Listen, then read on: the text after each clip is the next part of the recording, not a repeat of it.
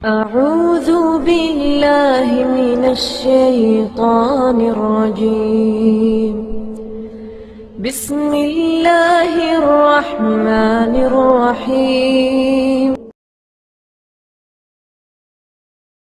ومن أحسن قولا ممن دعا إلى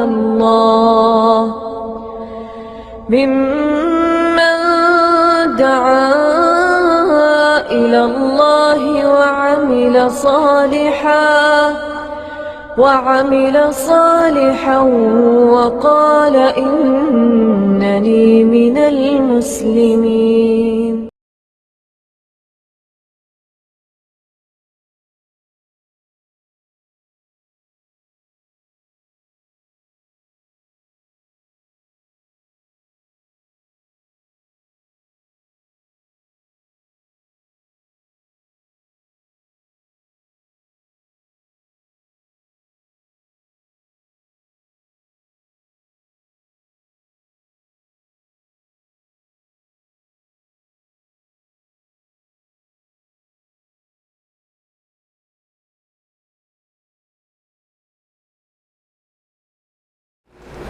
إن الحمد لله نحمده ونستعينه ونستغفره ونعوذ بالله من شرور أنفسنا ومن سيئات أعمالنا من يهده الله فلا مضل له ومن يضلل فلا هادي له وأشهد أن لا إله إلا الله وحده لا شريك له وأشهد أن محمدا عبده ورسوله.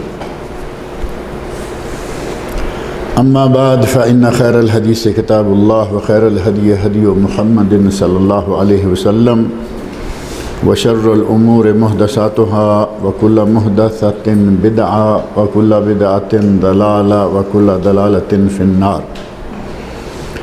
رب اشرح لي صدري ويسر لي أمري واحلل عقدة من لساني يفقهوا قولي. رب أعوذ بك من همزات الشياطين وأعوذ بك رب أن يحضرون. اعوذ باللہ السمیع العلیم من الشیطان الرجیم.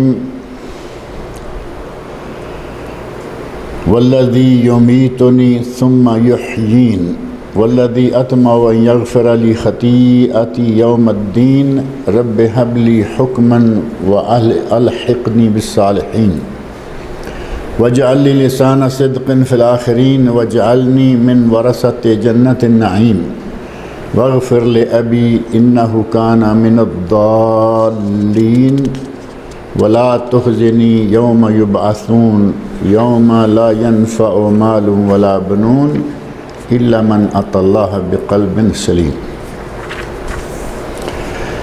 حضرت ابراہیم خلیل علیہ السلام کا ذکر گزشتہ 1-2 درسوں سے چل رہا ہے، اور آج بھی جو میں نے آیات پڑھی ہیں یہ انہی سے متعلقہ ہیں، انہی کا تذکرہ ہے اس میں بھی.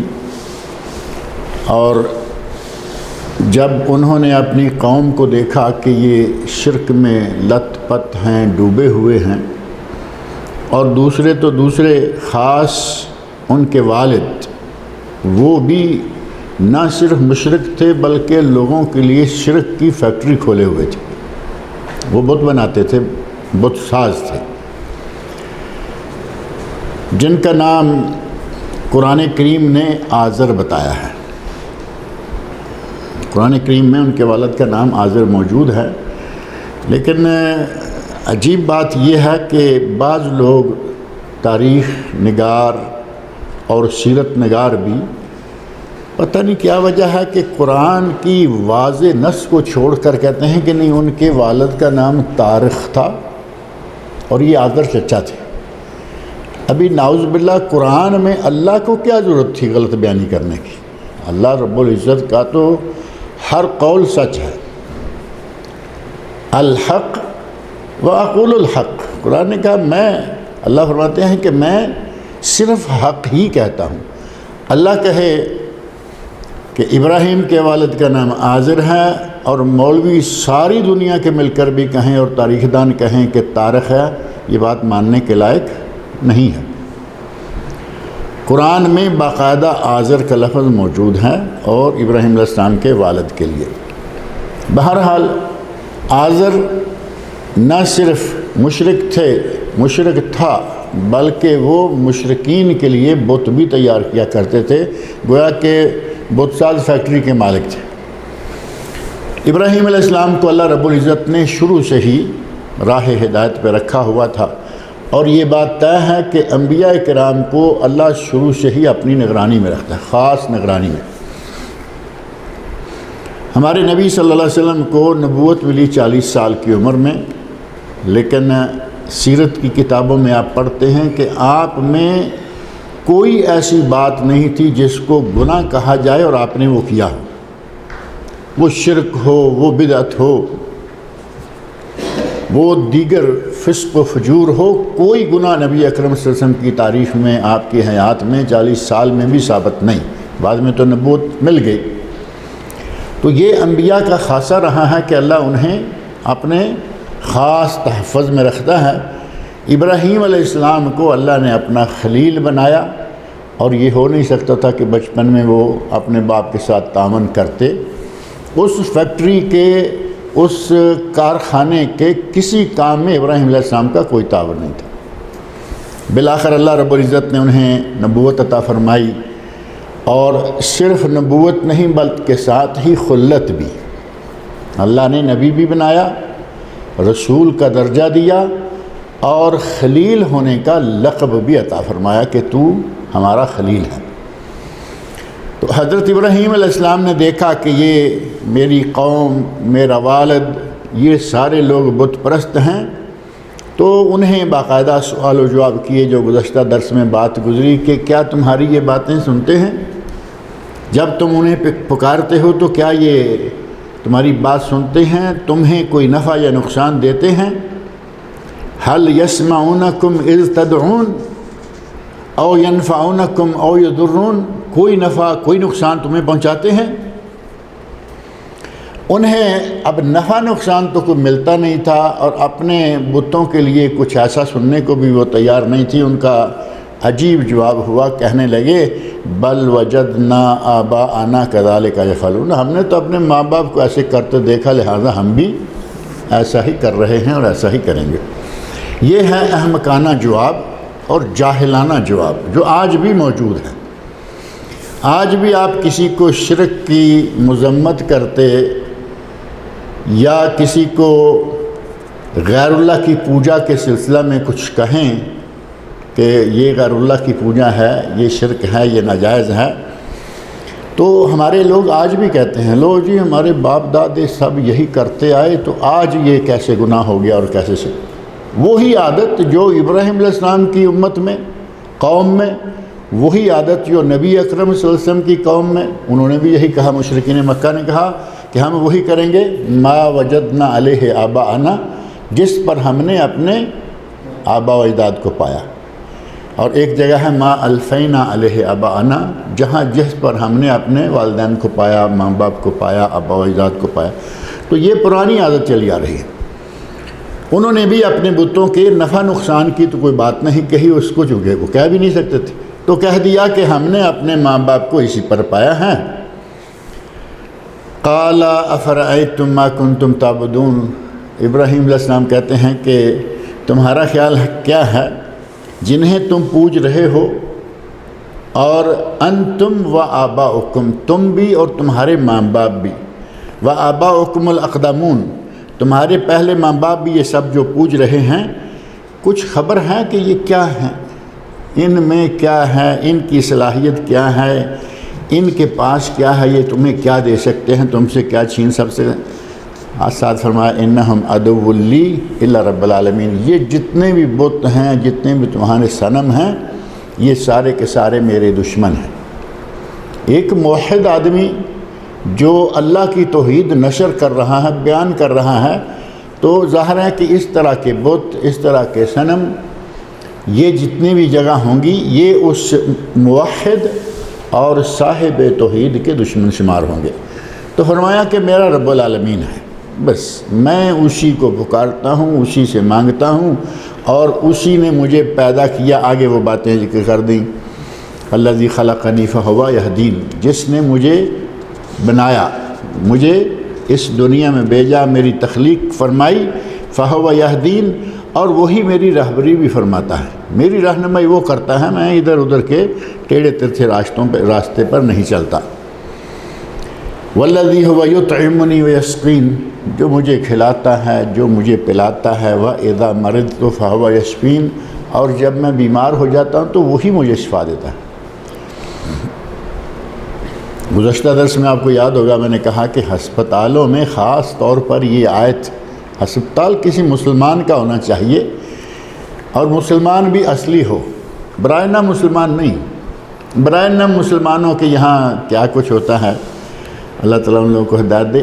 اصلی صحیح مسلمان ہو، جسے کچھ بھی یہ معلوم ہو کہ میں دین کا ماننے والا ہوں، ان کے یہاں یہ ضرور لکھا ہوا ملے گا، کہیں نہ کہیں بورڈ لگا ہوا ہوگا، فَإِذَا مَرِضْتُ فَهُوَ یشفین، وَإِذَا مَرِضْتُ، اور جب میں بیمار ہوتا ہوں، فَهُوَ یشفین، وہ مجھے شفا عطا کرتا ہے۔ اور یہاں یہ ہمارے ابھی بالکل ساتھ ہی یہ کنگ فہد ٹیچنگ ہسپتال ہے، یونیورسٹی ہسپتال، اب پورے ہسپتال کے اوپر دیکھیں، بہت بڑا لوہے کا بورڈ بنا کے انہوں نے، جو بڑا اسپیشل ہوتا ہے، وہاں یہ آیت لکھ رہی، وَإِذَا مَرِضْتُ فَهُوَ یشفین، وَالَّذِي يُمِيتُنِي ثُمَّ يُحْيِينِ، وہی ذات جو مجھے مارے گی، ثم یحیین، اور پھر مجھے دوبارہ زندہ کرے گی۔ اب مشرکین مکہ کا تو عقیدہ دوبارہ اٹھنے کا تھا ہی نہیں نا۔ اللہ رب العزت نے حضرت ابراہیم علیہ السلام کی زبانی بھی یہ کہلوایا کہ وہی مجھے مارے گا، وہی مجھے دوبارہ زندہ کرے گا۔ والذی اطمع ان یغفر لی خطیئتی یوم الدین، اور وہی ہے جس سے میں امید لگا کے بیٹھا ہوں کہ قیامت کے دن یوم الدین، مالک یوم الدین ہے نا سورہ فاتحہ میں، قرآن کے شروع میں آ جاتا ہے۔ یوم الدین کا معنی یوم جزا و سزا، یوم عدل و انصاف، یعنی قیامت کا دن۔ تو فرمایا میں والذی اطمع، میں طمع رکھتا ہوں، میں امید لگائے بیٹھا ہوں، ان یغفر لی، کہ وہ مجھے بخش دے گا، خطیئتی، جو کچھ کہ میری خطائیں کمی بیشی مجھ سے ہوئی، یوم الدین، قیامت کے دن۔ اب نبی کا اپنی طرف خطا کی نسبت کرنا وہ ہماری طرح کی خطائیں یا گناہ نہیں ہوتے، انبیاء سے تو گناہ ہوتا ہی نہیں، لیکن حضرت ابراہیم علیہ السلام کا اپنی طرف یہ نسبت کرنا، یہ محض اتنا ہوتا ہے کہ کبھی کہیں کوئی سستی، کوئی کمی بیشی، تھوڑا بہت ہو گیا تو انبیاء اسے بھی اپنے لیے مناسب نہیں سمجھتے۔ فرمایا اگر کہیں کوئی چھوٹا موٹا ہوا ہے تو میرا رب مجھے معاف کرے گا۔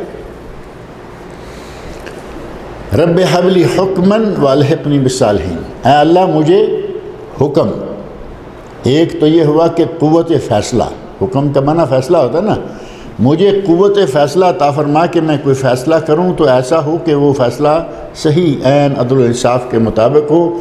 اور دوسرا حکم کا معنی حکمت بھی ہے، حکمت عطا فرما۔ اور تیسرا معنی اس کا یہ ہے کہ ہمیں اے اللہ جو بھی دین کے مسائل احکام ہیں وہ سارے بھی مجھے سمجھا دے، یعنی مجھے وہ ساری چیزیں پڑھا دے، سکھلا دے۔ تو یہ سارے امور جو ہیں حضرت ابراہیم علیہ السلام اللہ رب العزت سے طلب کر رہے ہیں۔ اور فرمایا وَأَلْحِقْنِي بِالصَّالِحِينَ، اور اے اللہ مجھے صالحین کے ساتھ ملا دے، یعنی نبی ہیں، نبیوں سے بڑا صالح کون ہوگا، لیکن عاجزی انکساری یہ ہے کہ دعا میں کہا یا اللہ مجھے صالحین کے ساتھ ملا دے۔ وَاجْعَلْ لِي لِسَانَ صِدْقٍ فِي الْآخِرِينَ، اے اللہ میرا ذکر خیر بعد میں آنے والے لوگوں میں بھی رکھ دے۔ اب بعد میں آنے والے لوگوں میں ذکر خیر رکھنا کیا ہوگا کہ میں تو ایک عرصے تک رہوں گا، فوت ہو جاؤں گا، اور میری امت بھی ایک عرصے تک فوت ہو جائے گی، کچھ جو میری عمر میں چھوٹے ہوں گے فوت ہو جائیں گے، بڑے پہلے فوت ہو جائیں گے، چھوٹے بعد میں، لیکن ایک وقت آئے گا کہ یہ سارے ختم ہو جائیں گے۔ لیکن میرا ذکر اے اللہ جو ان کے بعد قیامت تک آنے والے لوگ ہیں ان میں میرا ذکر باقی رکھ کے وہ مجھے اچھے لفظوں میں یاد کریں۔ اللہ رب العزت نے جہاں ابراہیم علیہ السلام کی باقی ساری دعائیں قبول فرمائیں، وہیں یہ دعا بھی قبول فرمائی، اور واقعتاً ابراہیم علیہ السلام کا ذکر آج بھی قوموں میں بڑے احترام کے ساتھ موجود ہے، عیسائیوں میں، یہودیوں میں، تیسرے میں نے، جہاں بھی ابراہیم علیہ السلام کا ذکر آئے گا احترام سے آئے گا۔ عیسائیوں میں ابراہم نام، جیسا کہ گزشتہ درس میں بھی لفظ آیا کہ ابراہم نام جو ہے عیسائیوں میں اللہ رب العزت نے اس انداز سے اللہ کا ذکر مخصوص کیا کہ ابراہم تک عیسائیوں میں اپنا نام معروف چلا رہا۔ تو گویا اللہ رب العزت نے جہاں ابراہیم علیہ السلام کی دوسری دعائیں قبول فرمائی، وہاں یہ دعا بھی قبول فرما لی کہ میرا ذکر آئندہ آنے والی نسلوں میں بھی ذکر خیر باقی رہے، اور فرمایا وَاجْعَلْنِي مِن وَرَثَةِ جَنَّةِ النَّعِيمِ، اے اللہ مجھے جنت کی نعمتوں والی جنت کا وارث بنا دے۔ نبی ہو کر یہ دعا مانگ رہے ہیں، جبکہ انبیاء کا تو یقیناً خاتمہ جو ہے وہ خیر پر ہوتا ہے، اور اللہ رب العزت نے جنت ایسے ہی لوگوں کے لیے بنائی ہے، لیکن اس کے باوجود یہ نہیں کہ میں نبی ہوں، میں تو جنتی ہی ہوں۔ ہمارے یہاں تو بڑے بڑے بدکار، فاسق اور فاجر لوگ سمجھتے ہیں جی کیا ہم جنت میں نہیں جائیں گے تو کون جائے گا؟ نبی ہماری شفاعت نہیں کریں گے تو کس کی کریں گے؟ وہ سمجھتے ہیں کہ شاید نبی انہی کی شفاعت کے لیے وہاں شفاعت کریں گے۔ اللہ رب العزت نے نبی کی شفاعت یقیناً رکھی ہے، لیکن وہ کن کے لیے شفاعت کریں گے؟ جن کی شفاعت کرنے کا اللہ حکم دے گا، اللہ اجازت دے گا۔ سورہ بقرہ کی آیت 255 آیت الکرسی ہے نا، معروف ہے، اس میں ہے من ذا الذی یشفع عندہ الا باذنہ۔ کون ہے من ذا الذی، کون ہے وہ جو اللہ کے یہاں سفارش کرے، شفاعت کرے اس کی مرضی اور اذن کے بغیر؟ اس کی مرضی اور اذن کے بغیر کوئی شفاعت کر ہی نہیں سکتا۔ ہمارا ہر آدمی جو نہ صرف سنتوں کے مخالف ہیں بلکہ سنت پر عمل کرنے والوں کو چھیڑتا ہے، سنت پہ عمل کرنے والوں کا مذاق اڑاتا ہے، اب وہ بھی کہتا ہے کہ میں بھی شفاعت کے ذریعے پاس ہو جاؤں گا، جبکہ صحیح مسلم کی وہ حدیث اگر ہمارے سامنے ہو جس میں نبی صلی اللہ علیہ وسلم فرماتے ہیں کہ میں اپنے حوض پر، حوض کوثر پہ بیٹھا ہوں گا، ایک جماعت آ رہی ہوگی اور میں انہیں دیکھ دیکھ کر خوش ہو رہا ہوں گا کہ میری جماعت آ رہی ہے۔ اب میری جماعت آپ کن کو کہیں گے؟ جو عقلاً، شکلاً، صورتاً، عملاً جو چیزیں بظاہر نظر آ سکتی ہیں وہ مسلمانوں والی اور نبی کی امت ہونے والوں کی ہوگی، اس طرح کی شکل ہے، آپ خوش ہو رہے ہیں، لیکن جب قریب پہنچے گی وہ جماعت تو نبی صلی اللہ علیہ وسلم ارشاد فرماتے ہیں کہ میرے اور ان کے درمیان اللہ دیوار حائل کر دے گا۔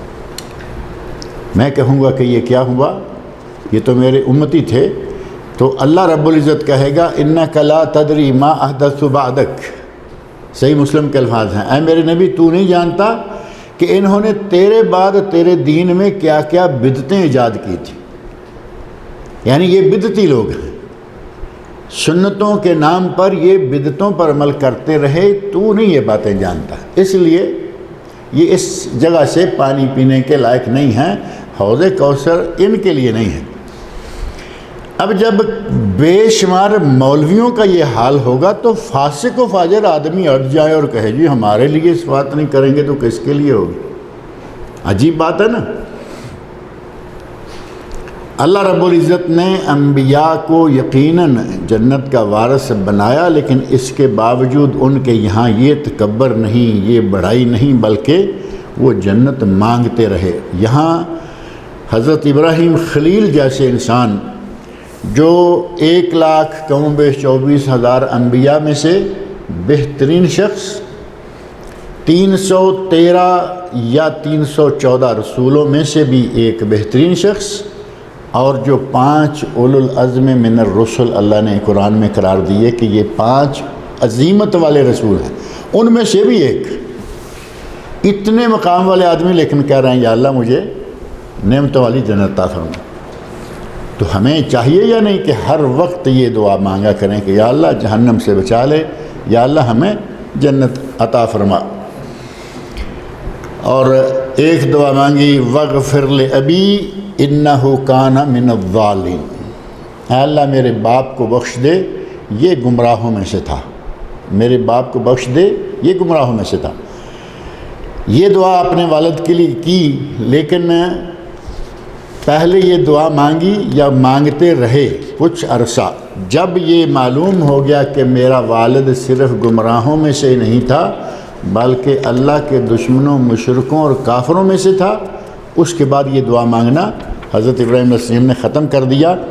سورہ توبہ کی آیت نمبر 114 میں یہ بات موجود ہے کہ اب نہیں، یہ اس لائق نہیں ہے کہ تم اس کے لیے دعائیں مانگو۔ اللہ رب العزت نے باقاعدگی کے ساتھ نبی کو روک دیا۔ سورہ توبہ کی آیت نمبر 114 ابھی آپ کے سامنے پڑھ کے دیکھ لیتے ہیں۔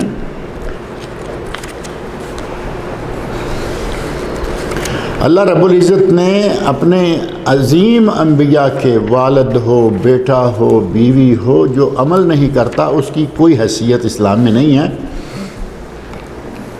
یہاں فرمایا وما کان استغفار ابراہیم علیہ ابی ہے، ابراہیم علیہ السلام کا اپنے باپ کے لیے مغفرت طلب کرنا جو یہاں آئی نا ہمارے سامنے سورہ شعراء میں، یہ ابراہیم علیہ السلام کا اپنے باپ کے لیے مغفرت طلب کرنا الا ان موعدۃ وعدھا ایاہ، وعدہ کیا تھا اپنے باپ سے کہ میں تیرے لیے تو جو کچھ بھی کر رہا ہے میں تو اس سے نفرت کرتا ہوں، میں تو اس کو نہیں مانتا، نہ میں کروں گا نہ تمہاری تائید کروں گا، لیکن میں اللہ سے دعا کروں گا کہ وہ تجھے معاف کر دے۔ اس وعدے کی بنا پر آپ نے ایک عرصہ دعا مانگی اپنے باپ کے لیے کہ یا اللہ میرے باپ کو بخش دے، لیکن فلما تبین لہ انہ عدو للہ، جب ابراہیم علیہ السلام کو اللہ نے بتا دیا، ابراہیم علیہ السلام کے لیے بات واضح ہو گئی کہ وہ تو اللہ کا دشمن ہے، تیرا باپ تو اللہ کا دشمن ہے، تبرأ منہ، تو اپنے باپ سے برات کا اعلان کر دیا کہ یا اللہ میرا اس کے ساتھ کوئی تعلق نہیں ہے۔ ان ابراہیم لأواہ حلیم، بے شک ابراہیم بڑے نرم دل اور بردبار تھے، نرم دل تھے کہ اپنے باپ کے لیے جو کہ مشرک تھا، شرک والوں کے لیے وہ فیکٹری کھول کے بیٹھا ہوا تھا، خدا بناتا تھا، بیچتا تھا، اس کے باوجود وہ دعا مانگی، اور جب اللہ نے واقعی منع کر دیا تو پھر اس کے بعد باز آگے رک گئے اور دعا فرمائی کہ یا اللہ ولا تخزنی یوم یبعثون، اب میں نے اپنے باپ کے لیے مغفرت کی دعا مانگنا چھوڑ دیا ہے، تو نے مجھے منع کر دیا ہے، نتیجہ واضح تھا کہ آگے کیا ہونے والا ہے۔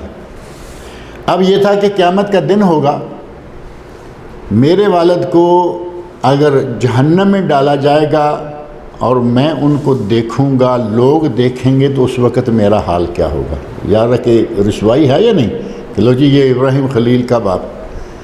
فرمایا یا اللہ ولا تخزنی یوم یبعثون، قیامت کا دن ہوگا، اس دن مجھے لوگوں کے سامنے رسوا نہ کرنا۔ اب لوگوں کے سامنے رسوا نہ کرنے کے سلسلہ میں اللہ رب العزت نے جو ابراہیم کے والد کا حال کیا وہ صحیح بخاری شریف میں حدیث 3350 پڑھ کے دیکھیں۔ صحیح بخاری میں ہے کہ حضرت ابراہیم علیہ السلام نے جب اپنے باپ کو اس حال میں دیکھا جہنم میں تو یہی بات کی کہ یا اللہ اس سے بڑی رسوائی اور کیا ہوگی کہ میں اس طرح اپنے باپ کو دیکھ رہا ہوں۔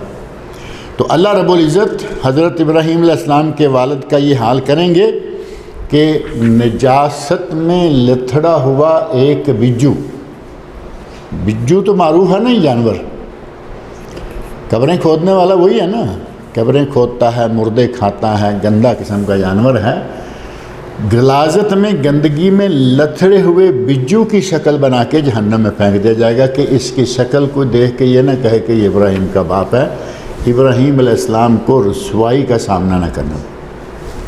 اللہ رب العزت ہمیں محفوظ رکھے۔ اب یہاں آگے بڑھنے سے پہلے تھوڑا سا یہ غور کریں، جیسے میں نے پہلے اشارہ کیا بھی ہے کہ اگر عمل صحیح نہیں ہے تو ابراہیم کا والد بھی جہنم میں، ابراہیم خلیل کتنی عظمت والے، کتنے مقام والے، والد جہنم میں، اور حضرت نوح علیہ السلام جو 5 اولو العزم من الرسل ہیں ان میں سے نوح علیہ السلام بھی ہیں، بلکہ پہلے وہی ہیں، حضرت نوح علیہ السلام، حضرت موسیٰ علیہ السلام، عیسیٰ علیہ السلام، ابراہیم خلیل علیہ السلام اور محمد رسول اللہ صلی اللہ علیہ وسلم۔ نوح علیہ السلام کا بیٹا ڈوبنے لگا تو فرمایا کہ یا اللہ میرا بیٹا، تو اللہ رب العزت نے سختی کے ساتھ جھڑک دیا، فرمایا انہو لیس من اہلک انہو عمل غیر صالح، کہ نوح یہ تیرے اہل میں سے ہی نہیں ہے، کیونکہ اس کا عمل غیر صالح، اس کا عمل ٹھیک نہیں ہے، یہ تیری فیملی کا ممبر ہی نہیں رہا۔ اور پھر موج آئی اور اس کو غرق کر دیا، ڈبو دیا، آخرت میں ٹھکانہ جہنم 100% یقینی اس کا ہو گیا۔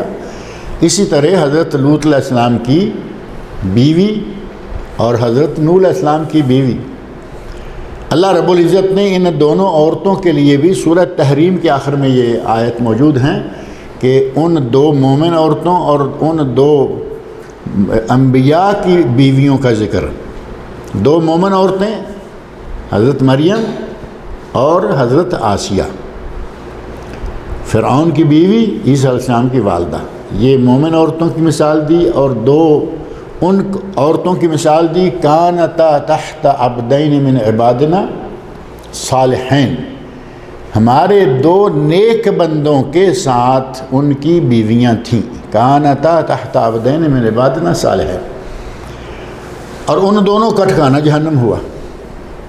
اب لوط علیہ السلام بھی نبی ہیں، نوح علیہ السلام اولو العزم من الرسل میں سے ہیں، ابراہیم خلیل اولو العزم من الرسل میں سے ہیں، اور تو اور محمد الرسول اللہ جو تمام انبیاء اور رسل کے امام ہیں، چچے کے بارے میں کیا فرمایا؟ تبت یدا ابی لہب وتب ما اغنی عنہ مالہ وما کسب سیصلی نارا ذات لہب وامرأتہ حمالۃ الحطب فی جیدہا حبل من مسد، یہ چچا ہے ابو لہب۔ اور کبھی کبھی کئی لوگ جن کو عادت ہوتی ہے نا کہ وہ اپنا ضرور لقمہ دیں گے، کہیں گے جی وہ تو چونکہ مسلمان نہیں ہوا تھا، گالیاں دیتا ہے۔ بھائی یہی تو ذکر کر رہے ہیں کہ اگر کسی کی نسبت، کسی کا تعلق، کسی کی قرابت داری، کسی کا رشتہ کام دیتا تو یہ چچا ہے، دنیا میں جہنم کی خبر دیتا۔ اور اگر پیار محبت تعلق کہا جائے کہ اس نے تو گالی دی تھی شروع اسلام میں اور نبی صلی اللہ علیہ وسلم کا پھر اس کے ساتھ کوئی تعلق نہیں رہا، دوسرے چچے کا تو ساری عمر تعلق رہا، مرنے تک، ابو طالب مرنے تک تعلق رکھا، اور تعلق پیار کی انتہا ہو گئی۔ مشرکین کے مقابلے میں آپ کا یہ چچا اس طرح کھڑے رہا جیسے ڈھال ہوتی ہے، کہا کہ جب تک میں زندہ ہوں مشرکین کا کوئی وار تم پہ نہیں ہو سکتا، وہ پہلے مجھ سے گزریں گے۔ اتنی طاقت کے ساتھ نبی صلی اللہ علیہ وسلم کا دفاع کرنے والا آخر دم تک اسلام قبول نہیں کیا، اور حضرت عباس رضی اللہ عنہ جو کہ نبی صلی اللہ علیہ وسلم کے چچا ہی ہیں، مسلمان ہیں، چچا ہیں، پوچھا کہ یا رسول اللہ آپ کے چچا کا کچھ فائدہ ہوگا کہ وہ ساری عمر مسلمان نہیں ہوا، الگ بات ہے، ساری عمر اس نے آپ کی بہت خدمت کی، بہت تعاون کیا، اس کا کوئی فائدہ اسے پہنچے گا؟ تو فرمایا اس کا فائدہ اسے پہنچے گا۔ دنیا میں نبی کی عزت، تائید اور احترام کرنے کی وجہ سے دنیا میں بھی اللہ نے عزت دیے رکھی، اور قیامت کے دن بھی اللہ انہیں یہ فائدہ دے گا کہ اہل جہنم میں سے سب سے کم ترین عذاب جس شخص کو ہوگا وہ میرا چچا ابو طالب ہوگا، سب سے کم ترین عذاب۔ اور وہ کم ترین عذاب کیا ہوگا؟ انہیں آگ کا جوتا پہنا دیا جائے گا، یعنی جہنم کی آگ جو ہے ان کے پاؤں تک آ جائے گی، جس سے ان کا دماغ اس طرح کھولے گا جیسے چولہے پر ہنڈیاں کھولتی ہے۔ یہ نبی اکرم صلی اللہ علیہ وسلم کی صحیح حدیث ہے۔ اگر قرابت داریاں کچھ بھی فائدہ دیتی، کسی بھی حال میں فائدہ دیتی تو ابو طالب کو فائدہ دے جاتی ہیں، ابو لہب کو چھوڑ دیجیے، لیکن نہیں ہوا۔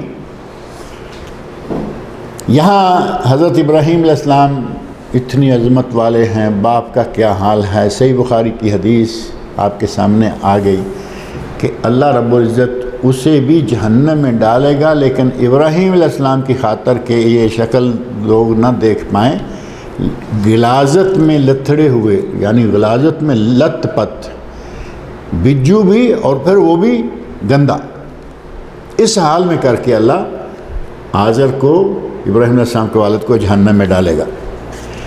فرمایا اے اللہ مجھے اس دن ذلیل و رسوا نہ کرنا جس دن کے لوگ اٹھائے جائیں گے، یوم لا ینفع مال ولا بنون، جس دن کے کوئی اولاد، کوئی مال، کوئی اولاد فائدہ نہیں دے گی۔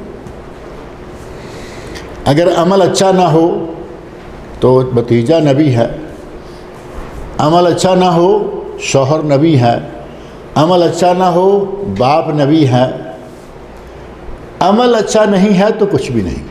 وہاں کوئی رشتہ دار، معلوم ولا بنون یعنی بیٹے سے زیادہ رشتہ اور کون سا ہو سکتا ہے؟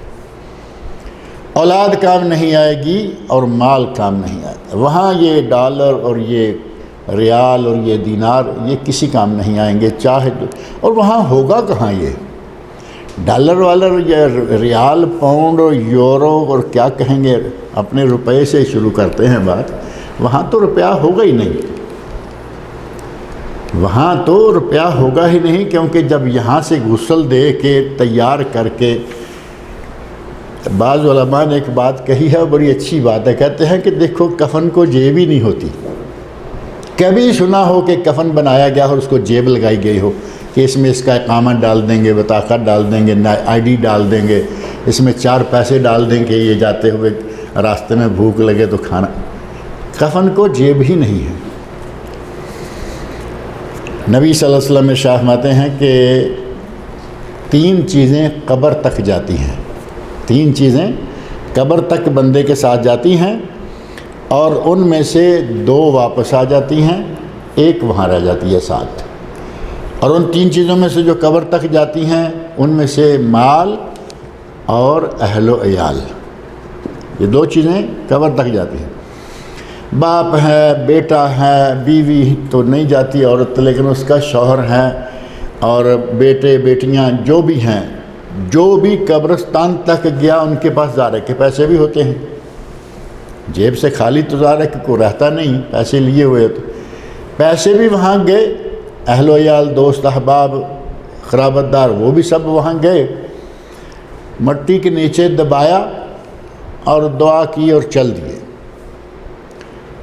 میرا خیال ہے کبھی سننے میں آیا ہے کہ کچھ ساتھ لوگ ان کے کچھ چیک ویک ڈال کے آتے ہیں کہ یہ اتنے کا چیک ہے، کیش کروا لینا، یا کسی کے لیے اسپیشل کچھ رقم رکھی گئی ہو کہ وہاں کہاں چیک کیش کراتے پھرو گے، کیش ہی لے جاؤ۔ کبھی کسی کے ساتھ کچھ نہیں ہوا۔ وہاں مال اور اولاد یا رشتہ دار کوئی بھی کام نہیں آئے گا۔ اور اس کا ایک نمونہ اللہ رب العزت نے دنیا میں دکھا دیا ہے۔ ابو لہب کی ہی بات لے لو، اللہ رب العزت نے نمونہ بھی بنا دیا۔ اس کی موت کا سارا جتنا منظر ہے وہ آپ کو تفصیل میں اب جانے کی ضرورت نہیں ہے۔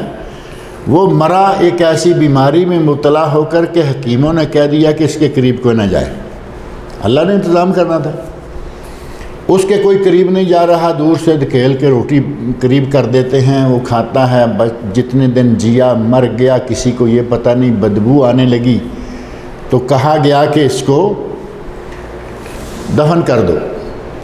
اور نبی صلی اللہ علیہ وسلم نے حضرت علی رضی اللہ عنہ کو دفن کا لفظ بھی نہیں کہا کہ فوت ہو گیا ہے، ابو لہب چچا فوت ہو گیا ہے، تو کہا وارے ہو، اسے زمین میں گم کر دو۔ زمین میں کیا کہیں گے، دفن کر دو۔ اللہ کے نبی نے دفن کا لفظ نہیں، کیونکہ دفن ایک احترام والا لفظ ہے، کفن ہو، دفن ہو، غسل دے کے سارا کام کیا جائے، کہا وارے، اسے زمین میں چھپا دو، لوگوں کی نظروں سے چھپ جائے اور اس کی بدبو آنا ختم ہو جائے۔ یہ انجام دنیا میں اس کا ہوا۔ اس کی بیوی کا انجام، گلے میں رسی آئی اور ختم ہو گئی۔ ما اغنا عنہ مالہ وما کسب، نہ مال کام آیا اور نہ ہی دوسری کوئی کمائی۔ کمائی میں اولاد بھی ہوتی ہے، کیونکہ اولاد جو ہے اسے کہا گیا کہ انت و مالک لابیک، وہاں کوئی چیز کام نہیں آئے گی، اور جو کام آئے گی وہ ہے قلب سلیم۔ قلب سلیم، اور وہ قلب سلیم کیا ہوگا اس کی تفصیل انشاءاللہ اگلے درس میں ذکر کریں گے۔ اللہ رب العزت مجھے اور آپ سب لوگوں کو قرآن کریم پڑھنے، سننے، سمجھنے اور اس کے مسائل و احکام پر عمل کرنے کی توفیق عطا فرمائے۔ ان الحمد للہ والصلاة والسلام علی رسول اللہ وعلی آلہ وصحبہ اجمعین ومن تبعہم بإحسان الی یوم الدین، اما بعد، بسم اللہ الرحمن الرحیم۔ عن ابن عباس رضی اللہ تعالی عنہما عن النبی صلی اللہ علیہ وسلم قال من سمع النداء فلم یأت فلا صلاة له الا من عذر۔ یہ سنن ابن ماجہ، دارقطنی، صحیح ابن حبان اور مستدرک امام حاکم کی روایت ہے، اور اس کی سند کو صحیح قرار دیا گیا ہے۔ حضرت ابن عباس، عبداللہ بن عباس رضی اللہ عنہما وہ بیان کرتے ہیں کہ نبی صلی اللہ علیہ وسلم نے ارشاد فرمایا، من سمع النداء، جس نے اذان سن لی، فلم یأت، اور وہ جماعت میں شامل ہونے کے لیے مسجد نہیں آیا، فلا صلاۃ لہ، تو اس کی کوئی نماز نہیں ہے، الا من عذر، سوائے اس کے کہ اسے کوئی عذر ہو۔ اب یہاں نماز باجماعت کی حیثیت بڑی واضح ہو جاتی ہے کہ نبی صلی اللہ علیہ وسلم فرما رہے ہیں کہ عذر کے بغیر، بلا عذر، بلا وجہ اگر کوئی جماعت ترک کرتا ہے اور اپنی مرضی سے گھر میں نماز پڑھتا ہے، ڈیرے پر، آفس میں، تو اس کی نماز نہیں ہوگی۔ اب عذر کیا ہے؟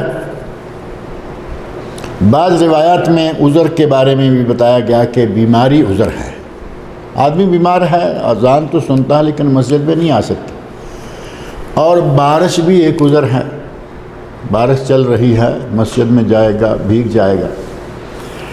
اور بعض علاقے ایسے ہیں کہ بارش بند بھی ہو گئی پھر مسجد تک جانے کا راستہ نہیں۔ اتفاق سے آج کسی نے فون کیا اور کہا کہ میں کراچی سے بات کر رہا ہوں، اور کراچی میں آج کہیں بارش ہو رہی تھی۔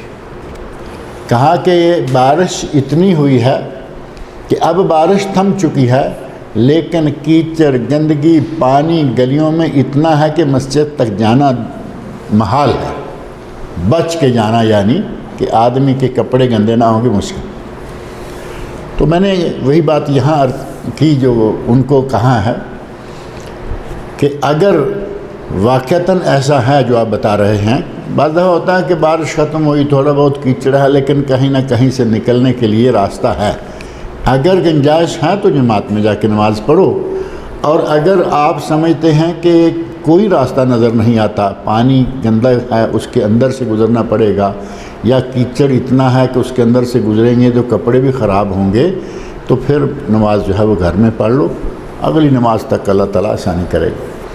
اب یہ بارش ختم ہو چکی، لیکن اس کا نتیجہ ابھی باقی ہے، یہ کیچڑ کچرا جو بھی ہے یہ بارش نے کیا۔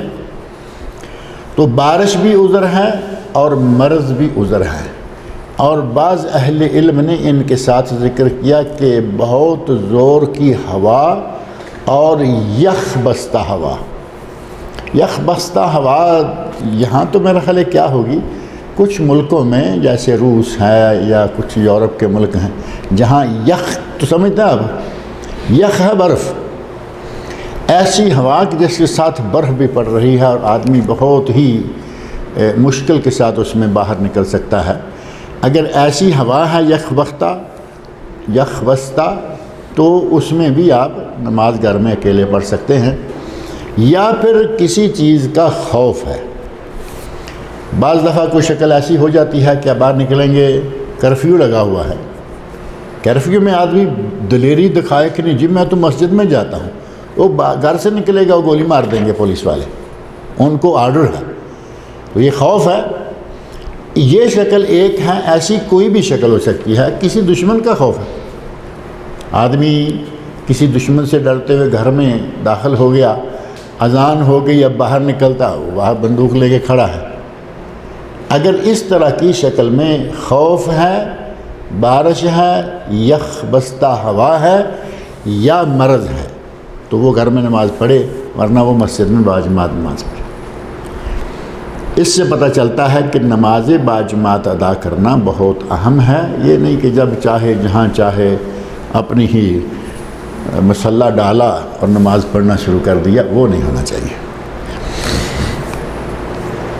وعن یزید بن الاسود رضی اللہ تعالی عنہ انہ صلی مع رسول اللہ صلی اللہ علیہ وسلم صلاۃ الصبح فلما صلی رسول اللہ صلی اللہ علیہ وسلم اذا ہوا برجلین لم یصلیا۔ صحابی کہتے ہیں کہ میں نے نبی صلی اللہ علیہ وسلم کے ساتھ جماعت سے ایک نماز پڑھی، فجر کی، صبح کی، فجر کی۔ جب نبی صلی اللہ علیہ وسلم نماز پڑھ کے فارغ ہوئے تو ظاہر ہے کہ آپ کی عادت مبارکہ تھی کہ آپ اپنے صحابہ کی طرف چہرہ مبارک کر لیا کرتے تھے۔ نبی صلی اللہ علیہ وسلم ہمیشہ اپنا مکمل چہرہ، اپنا مکمل پہلو پلٹ کر پورے، جیسے پہلے قبلہ رو تھے اب پشت قبلہ کو گئی اور آپ صحابہ کی طرف آ گئے، جو کہ بکثرت احادیث سے اس بات کا پتہ چلتا ہے۔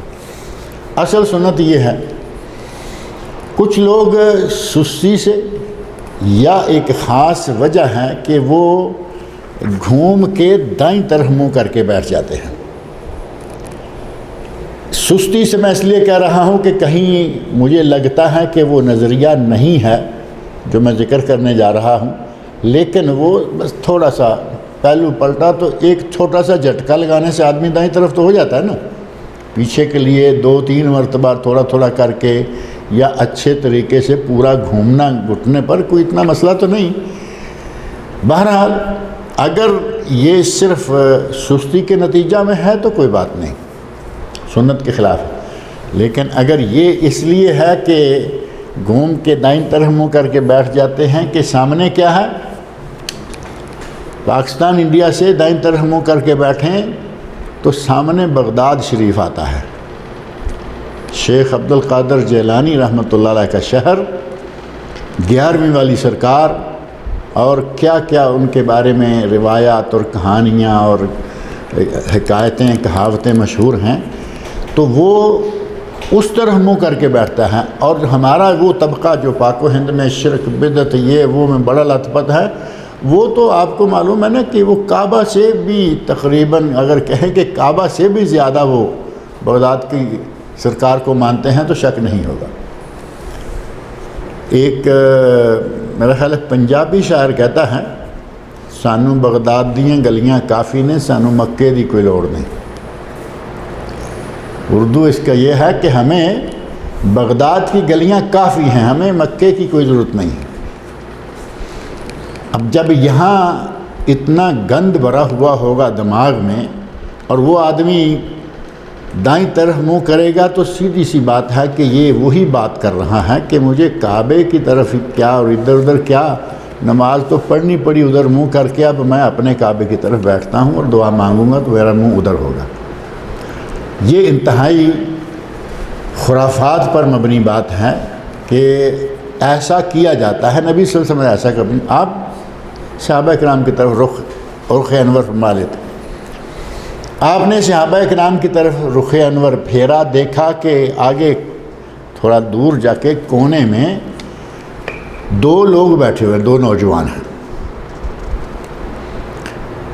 آپ نے حکم فرمایا فدعا بہما، ان دونوں کو آپ نے بلایا، آدمی بھیجا، لگتا ہے کہ تھوڑے دور تھے، مسجد کھلی ہو گئی تھی، اور آپ نے زوردار جیسے آدمی مرا غصے میں آ کے آواز، آپ کی تو عادت مبارکہ ایسی نہیں تھی،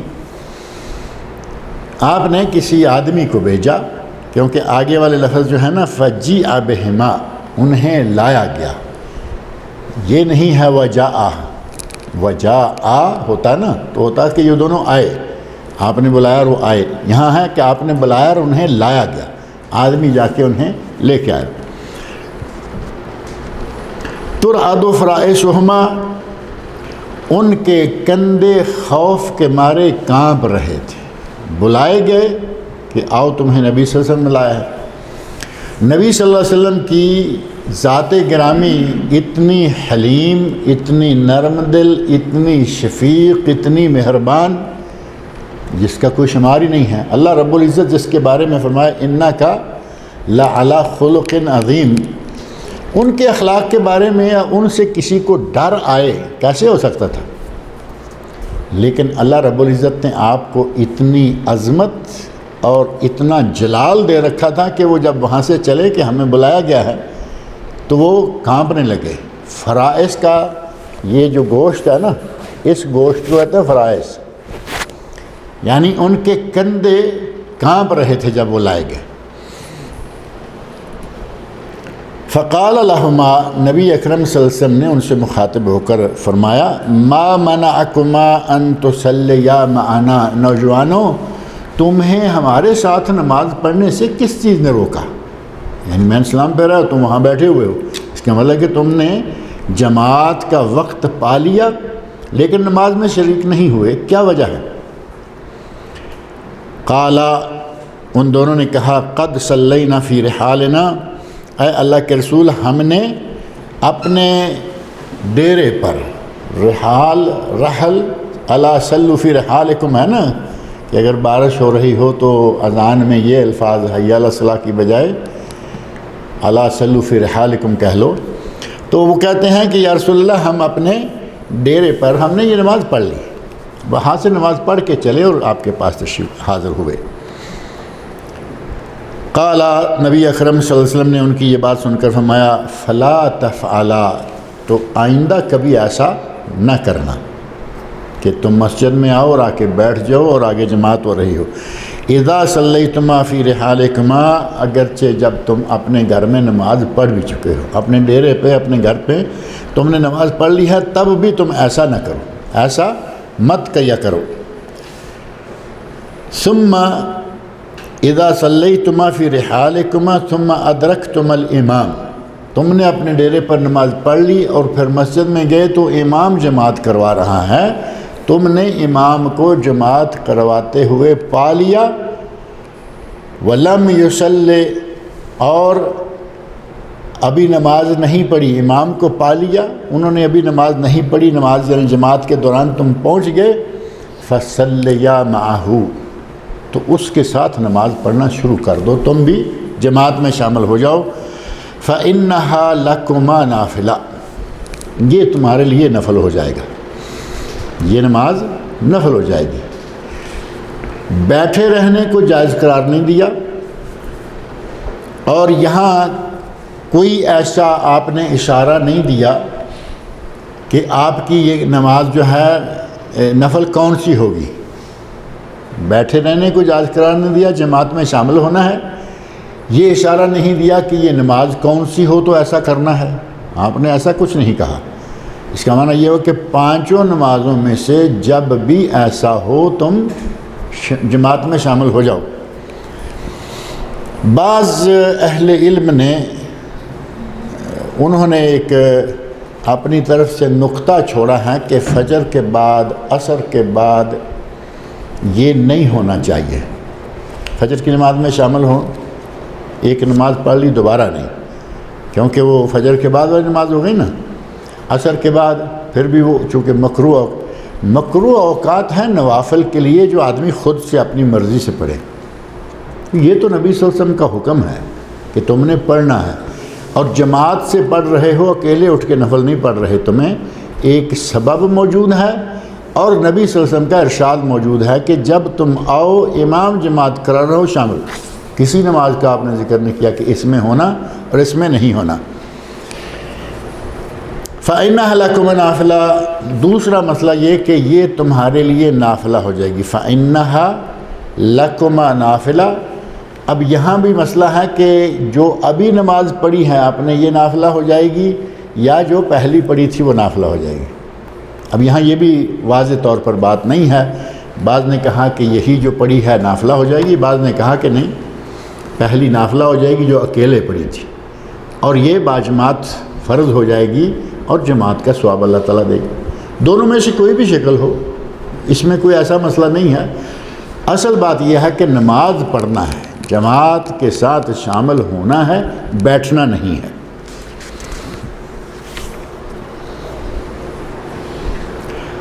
حضرت ابو ہریرہ رضی اللہ عنہ بیان فرماتے ہیں کہ نبی صلی اللہ علیہ وسلم نے ارشاد فرمایا انما جعل الامام لیتم بہ، امام اس لیے بنایا گیا ہے کہ تم اس کی اقتداء کرو، پیروی کرو، یعنی اس کے پیچھے پیچھے رہو۔ فاذا کبر فکبروا، جب وہ تکبیر کہے تو تم تکبیر کہو۔ فاد جو ہے نا، یہ ہے تعقیب کی، اس کو کہتے ہیں کہ ایک کام امام نے کیا اب اس کے بعد تم کرو۔ اب امام مثال کے طور پر ایک آدمی قریب ہی کھڑا ہے اور امام نے ایسے قبلہ رو منہ کر لیا اور یہ ساتھ ہی دیکھ رہا ہے کہ امام اور تکبیر کہنے لگا ہے، امام نے ابھی اللہ اکبر بھی پورا نہیں کہا اور یہ اللہ اکبر کر کے ہاتھ باندھ لے، تو امام کے پیچھے ہوا یہ آگے ہوا؟ یہ تو امام کے آگے ہو گیا نا۔ آگے جانے سے نبی صلی اللہ علیہ وسلم نے سختی سے منع کیا ہے، حتیٰ کہ رکوع اور سجود، خاص طور پر رکوع سجود کے حوالے سے، کہ امام سے پہلے جو سر اٹھا لیتے ہیں انہیں اللہ سے ڈرنا چاہیے، کہیں ایسا نہ ہو کہ ان کے سر کو اللہ گدھے کا سر بنا۔ صحیح حدیث میں الفاظ موجود ہیں۔ تو یہاں ہے کہ جب امام تکبیر کہے تو پھر تم تکبیر کہو، وَلَا تُكَبِّرُوا حَتَّى يُكَبِّرْ، جب تک وہ تکبیر کہہ نہ لے تم تکبیر نہ کہو۔ وَإِذَا رَكَعَ فَارْكَعُوا، جب وہ رکوع کرے تو تم رکوع کرو، وَلَا تَرْكَعُوا حَتَّى يَرْكَعَ، جب تک وہ رکوع میں چلا نہ جائے تم رکوع میں نہ جاؤ۔ یعنی یہ بھی نہیں ہے کہ امام، کبھی کبھی امام بیچارہ ڈھیلا بھی تو ہو سکتا ہے نا، کمزور ہے، بوڑھا ہے، ضعیف ہے، اس نے آرام سے ذرا جانا ہو، اس نے ہاتھ چھوڑ کر اللہ اکبر کہتے ہوئے ابھی وہ راستے میں ہے اور یہ صاحب پہنچے ہوئے ہیں رکوع میں، تو یہ چلا گیا نا پہلے۔ امام کو دیکھ کر اس کے پیچھے رہنا ہر حال میں۔ وَإِذَا قَالَ سَمِعَ اللَّهُ لِمَنْ حَمِدَ، جب امام کہے سمع اللہ لمن حمدہ تو تم کہو اللہم ربنا لک الحمد۔ ایک حدیث میں اس میں ہے اللہم ربنا لک الحمد، اس میں ہے، ایک میں ہے ربنا لک الحمد، اللہم نہیں ہے، اور ایک میں ہے اللہم ربنا ولک الحمد۔ یہ ساری روایت صحیح ہیں، کچھ بھی کہا جا سکتا ہے، کوئی حرج نہیں ہے۔ یہاں ایک مسئلہ یہ آتا ہے کہ امام کہے سمع اللہ اور مقتدی کہے ربنا لک الحمد، جبکہ نبی صلی اللہ علیہ وسلم کا سمع اللہ لمن حمدہ کہنا اور ربنا لک الحمد کہنا بھی ثابت ہے، امام دونوں چیزیں کہے۔ اور یہی معاملہ مقتدی کے لیے بھی ہے کہ مقتدی کو بھی چاہیے کہ سمع اللہ لمن حمدہ بھی کہہ لے اور ربنا لک الحمد بھی کہے۔ اگرچہ اس میں علماء کی دو رائے ہیں، کہتے ہیں یہ حدیث کہتی ہے کہ آپ امام وہ کہے تم وہ کہو۔ پوری نماز میں امام جب جب اللہ اکبر کہتا ہے مقتدی کہتا ہے یا نہیں اللہ اکبر؟ امام بھی کہتا ہے مقتدی بھی کہتا ہے، تو یہاں امام نے سمع اللہ لمن کہا، آپ بھی کہیں، کوئی حرج نہیں۔ صحابہ کرام میں یہ رائے رکھنے والے لوگ موجود ہیں، اور ائمہ کرام میں سے، علماء میں سے، محدثین میں سے علامہ محمد ناصر الدین البانی رحمۃ اللہ علیہ نے اپنی نماز صفت صلاۃ النبی من التکبیر الی التسلیم کانک تراہ، اس کتاب میں انہوں نے کہا ہے کہ مقتدی کو بھی سمع اللہ لمن حمدہ کہنا چاہیے۔ بہرحال یہ دونوں رائے جو ہیں یہ موجود ہیں۔ وَإِذَا سَجَدَ فَاسْجُدُوا، جب امام سجدہ کرے تو تم سجدہ کرو، یعنی امام سجدے میں چلا گیا تم سجدے میں جاؤ۔ اب یہ نہیں ہے کہ امام سمع اللہ کا سیدھا کھڑا ہے نا، اب اللہ اکبر کہتے ہوئے امام صاحب تو ابھی جا رہے ہیں اور آپ جا چکے ہیں، ایسا کیسے ہو؟ امام صاحب ابھی رکوع کے قریب پہنچے ہیں، ابھی انہوں نے زمین پہ ہاتھ رکھنے، گھٹنے رکھنے، بیٹھنا ہے، اور جوان آدمی ہو تو دھڑام سے نیچے جا کے پہنچ جائے، یہ جائز نہیں ہے۔ امام کے پیچھے پیچھے صحابہ کرام رضی اللہ عنہ فرماتے ہیں کہ ہم جب تک نبی صلی اللہ علیہ وسلم سجدہ میں سر مبارک رکھ نہیں لیتے تھے ہم جھکتے بھی نہیں تھے، یعنی آپ سجدے میں پہنچ گئے تب ہم سجدے کے لیے جھکتے تھے۔ اور اگر کوئی ہماری طرح کا امام ہو تو پھر ان کے نیچے جانے سے پہلے وہ تو اٹھ بھی چکا ہوگا نا. جو ٹھک ٹھک والے امام ہیں وہ جو نبی صلی اللہ علیہ وسلم کی سنت صحابی بیان کر رہے ہیں کہ آپ سر اقدس سجدے میں رکھ لیتے تب ہم جھکتے. اب اگر یہ امام ہو ہماری طرح کا کوئی تو اس کے نیچے اترنے سے پہلے پھر سے اٹھ چکا ہوگا، بلکہ دوسرے سجدے کے لیے تیار ہوگا. اماموں کو چاہیے کہ وہ سنت کے مطابق نمازیں جماعتیں کرائیں تاکہ عوام ان کے پیچھے سنت کے مطابق نمازیں پڑھ سکے. ولا تسجدوا حتى يسجد، جب تک امام سجدہ نہ کرے تم سجدہ نہ کرو. وَإِذَا صَلَّى قَائِمًا فَصَلُّوا قِيَامًا، جب امام کھڑے ہو کر نماز پڑھے تو تم کھڑے ہو کر نماز پڑھو، سوائے اس کے کہ کسی کو عذر ہے. اور عذر والوں کے لیے آج کل تو بڑا اسپیشل ہائی فائی انتظام موجود ہے، بلکہ مسجدیں 5 سٹار آتی جا رہی ہیں، بہترین کرسیاں، صوفہ ٹائپ کرسیاں موجود ہیں. عذر والا کرسی پر بیٹھ کے صوفے پہ بیٹھ کے نماز پڑھے. کچھ مسجدوں والوں کی طرف سے سستی ہے اور کچھ مفتی حضرات کی طرف سے بھی سستی ہے اور کچھ نمازیوں کی طرف سے. اب عجیب سسٹم ہے کہ ایک آدمی دگڑ دگڑ دگڑ دگڑ بھاگتا ہوا چلا رہا فرسٹ کلاس اور آتے ہی کرسی پہ بیٹھ کے نماز پڑھنا شروع کر دیتا ہے. کیا اس کی گنجائش نکلتی ہے؟ دوسرا وہ ہے کہ جس کو یقیناً چلنے میں کوئی پرابلم نہیں لیکن اس کا گھٹنا بینڈ نہیں ہوتا، نیا ڈالا ہوا، جیسے آج کل گھٹنے نئے ڈال رہے ہیں نا، تو وہ نیا گھٹنا ڈالیں گے، چلنے میں کوئی پرابلم نہیں ہو، آرام سے چلتا رہے گا، لیکن وہ گھٹنا بینڈ نہیں کر سکتا، وہ اتحیات کے لیے نہیں بیٹھ سکتا، اس کو لازم کرسی پہ بیٹھنا ہوگا. اس کے لیے کرسی پہ بیٹھ کے صرف قعدے کی حالت میں کرسی پہ بیٹھنا جائز ہے. میں نے ایک دن پہلے یہاں کچھ زیادہ تفصیل ذکر کی تھی کہ آج کل تو سلسلہ ایسا نکل آیا ہے کہ جس کو صرف قعدے میں کرسی پر بیٹھنے کی گنجائش ہے وہ ساری نماز کرسی پہ بیٹھ کے پڑھ جاتا ہے.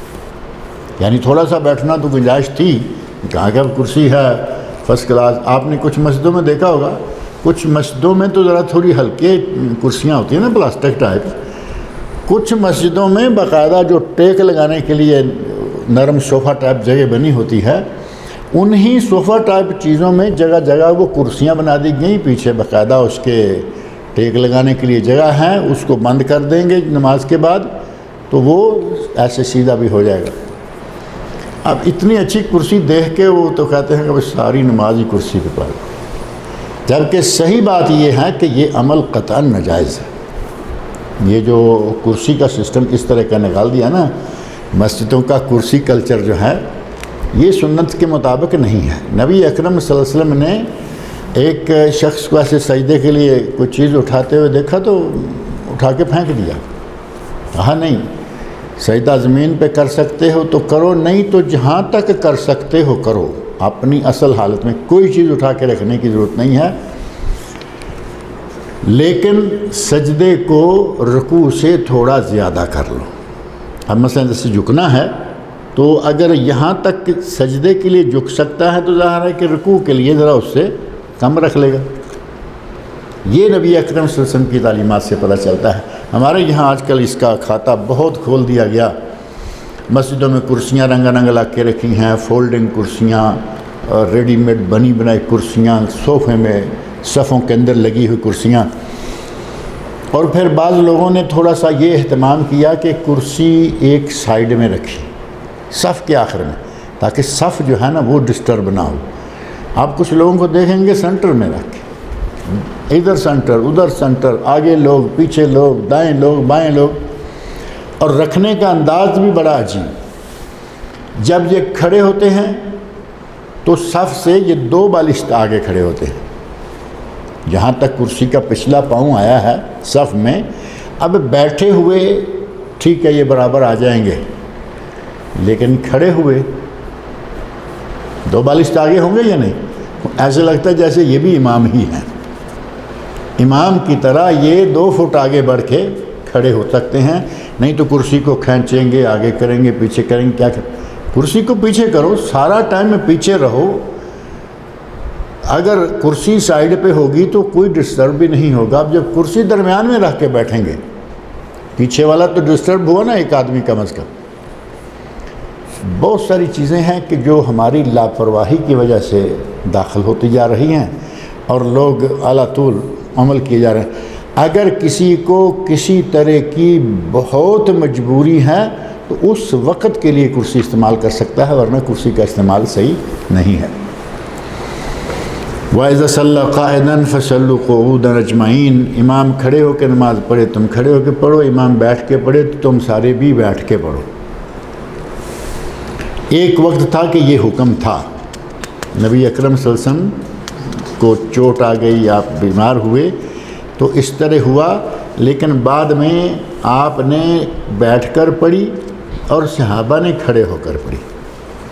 اور وہی اب عمل سمجھیں کہ آخری عمل شمار ہوگا کہ امام اگر بیماری یا کسی وجہ سے بیٹھ کے پڑھ رہا ہے, آپ لوگ اس کے پیچھے کھڑے ہو کر پڑھیں. اللہ رب العزت مجھے اور آپ سب کو نبی صلی اللہ علیہ وسلم کی سنت کے مطابق نماز ادا کرنے کی توفیق عطا فرمائے. اب کوئی سوال ہو تو آپ وہ کر سکتے ہیں. پاکستان میں اکثر لوگ جو نوافل پڑھتے ہیں وہ بیٹھ کے پڑھتے ہیں, خاص طور پہ اس کے بارے میں کیا؟ نبی صلی اللہ علیہ وسلم نے ارشاد فرمایا صلوا قائما فإن لم يستطع فجالسا قائدا فإن لم يستطع فقائدا جالسا مانا فإن لم يستطع فعلى جنب. کھڑے ہو کر نماز پڑھو, اگر کسی کو کھڑے ہو کر نماز پڑھنے کی طاقت نہیں, بیمار ہے, بیٹھ کے پڑھے. بیٹھ کر بھی نہیں پڑھ سکتا تو وہ اپنے پہلو پر لیٹ کر پڑھے. اگر کوئی پہلو پر نہیں لیٹ سکتا تو جیسے پڑا ہوا ویسے نماز پڑھے. اور کشتی جہاز وغیرہ میں پڑھنے کے لیے فرمایا ہے صلوا قائما الا ان تخاف الغرق. صلی قائما الا ان تخاف الغرق. کھڑے ہو کر نماز پڑھ, الا یہ کہ تمہیں یہ خطرہ ہو کہ کھڑے ہو کے نماز پڑھی کوئی اچکولا آیا تو غرق ہو جاؤں گا, مر جاؤں گا, وہ بیٹھ کے پڑھ لے. اب یہ احادیث بتاتی ہیں کہ بغیر عذر کے نماز میں آپ نے نماز کہاں ہے اور کچھ نہیں کہا. کوئی یہ نفل بیٹھ کے پڑھ لو, سنتے بیٹھ کے پڑھ لو, وطر بیٹھ کے پڑھ لو, نماز کھڑے ہو. عذر ہے تو بیٹھ کر.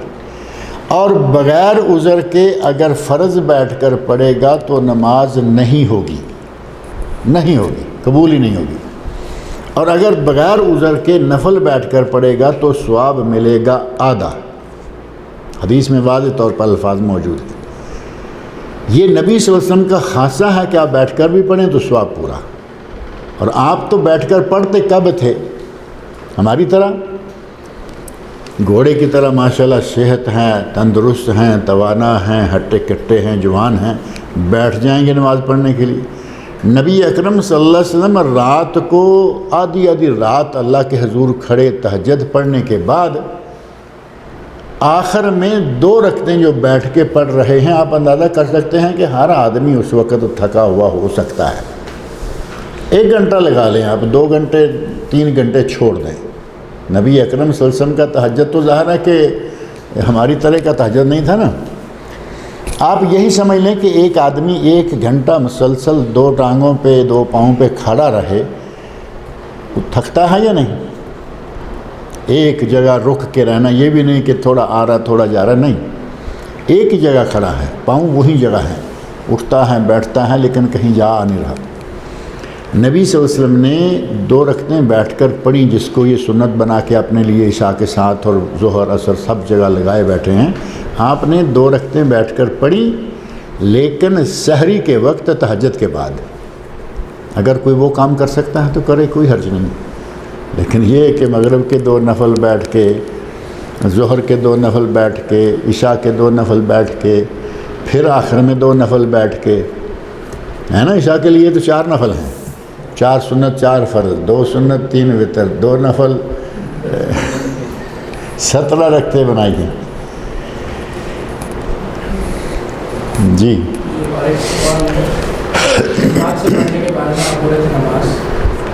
تو ہم لوگ کے آفس میں ایسا کہیں جماعت سے نہیں ہوتی نماز, تو سب اپنا اپنا مصلی آتے بچھا لیتے پڑھ لیتے اپنے ٹائم کے لحاظ سے، وہ کیس میں کیسے؟ اگر آفس کے قریب کوئی مسجد ہے، دور ہے بہت، 10-15 منٹ الگ سے ادھر جانا پڑتا اچھا، اور آفس میں یہ جو مسجد بنی ہوئی ہے مصلی، نہیں ہے، بس جانماز ہے، سو جس کو پڑھنا ہے وہ لوگ اپنی جانماز بچھا کے پڑھ لیتے پھر نہیں وہ کمرہ ہے یا کیا ہے؟ نہیں ہم لوگ کا آفس ہی ہے۔ آفس ہی کے اندر پورے آفس میں کہیں کوئی جگہ نہیں بنائی کہ ایک کمرہ خالی کر لیں اس میں نماز پڑھ لیں، ایسا نہیں ہے۔ بہرحال مجبوری ہے، اگر کہیں دور نہیں جا سکتے تو بھی بہتر یہ ہے کہ 2 آدمی مل جائیں، 3 مل جائیں، 4 مل جائیں، جتنے ممکن ہے مل کے جماعت کرا کے پڑھیں، جتنے کی گنجائش ہے۔ اگر کوئی نہیں ساتھ آپ کے ملنے کے لیے تیار تو پھر ظاہر ہے کہ آپ ایک پڑھیں گے اور یہ مجبوری شمار ہوگی۔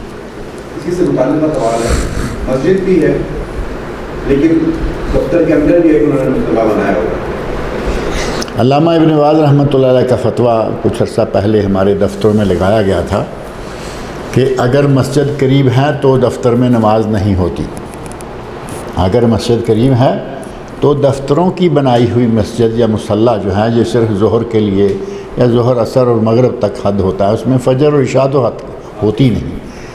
اگر ایسا مصلی بنایا ہوا ہے اور ساتھ مسجد ہے تو مصلی میں نماز نہیں ہوتی، یہ علامہ ابن باز رحمۃ اللہ فتویٰ۔ اب ایک ہے کہ آفس والے بھی اجازت نہیں دیتے کہ کوئی باہر جائیں گے، لیٹ ہو جائیں گے، کام دیندار لوگ تو یہ نہیں سمجھتے، لیکن کئی ایسے ہیں کہ مینجمنٹ کافروں کے ہاتھ میں ہے، ہندو چیف ہے، عیسائی چیف ہے، ملک مسلمانوں کا، اور چیف دفتروں میں وہ بنے بیٹھے ہیں، اور بہت سارے ایسے ہیں۔ اگر وہ اس بات کو ناپسند کرتے ہیں اور اس کے نتیجہ میں آپ کو کوئی نقصان پہنچا سکتے ہیں تو پھر ٹھیک ہے، ورنہ آپ وہاں جائیں اور جا کے مسجد میں نماز پڑھیں اور مصلی کو چھوڑیں۔ مصلی اس وقت ہے کہ آپ کو پتہ چلا کہ میں آج اتنا کام میں پھنس گیا تھا کہ نماز کی اذان نہیں سن پایا اور مجھے پتہ نہیں چل سکا، اب مسجد بند ہو چکی ہوگی، مصلی میں نماز پڑھیں۔ اللہ تعالیٰ مجھے اور آپ سب لوگوں کو نیک عمل کی توفیق عطا فرمائے۔